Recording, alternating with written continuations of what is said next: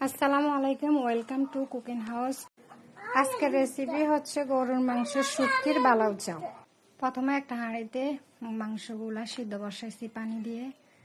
এরপরে লবঙ্গ, এলাচি, দারচিনি, তেজপাতা, হলুদ গুঁড়া, মরিচ গুঁড়া, জিরা, আদা রসুনের পেস্ট, জিরা, ধনিয়া, গরম মশলা দিয়ে 5 মিনিট সিদ্ধ করব।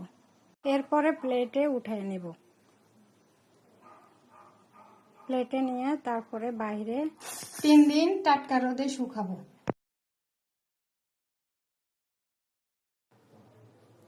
এরপর মাংসগুলাকে শিলপাটাতে থেতো করে নিব।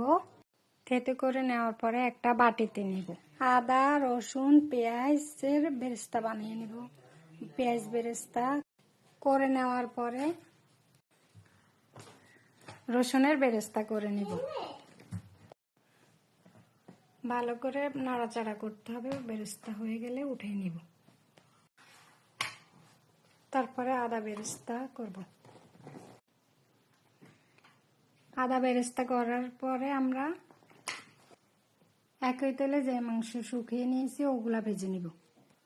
ভাজা হওয়ার পরে আবার ওই তেলে শুকনা মরিচ ভেজে নিব। ভাজার শেষে সর্বশেষ আমরা কড়াইতে নতুন করে অল্প একটু তেল দিয়ে মরিচ গুঁড়া, ধনিয়া, জিরা, গরম মশলার গুঁড়া 5 সেকেন্ড ভেজে নিব। তারপর এই কড়াইতেই সব উপকরণ একসাথে মিক্সড করে সবগুলা একসাথে 2 সেকেন্ড ভেজে নিব। ভেজে নেওয়ার পরে সব আমাদের গরুর মাংসের শুটকির বালাউ চাও রেডি। তারপরে একটা বয়মে আপনারা রেখে দেবেন, 6 মাস পর্যন্ত খেতে পারবেন। ধন্যবাদ ভিডিওটি সম্পূর্ণ দেখার জন্য।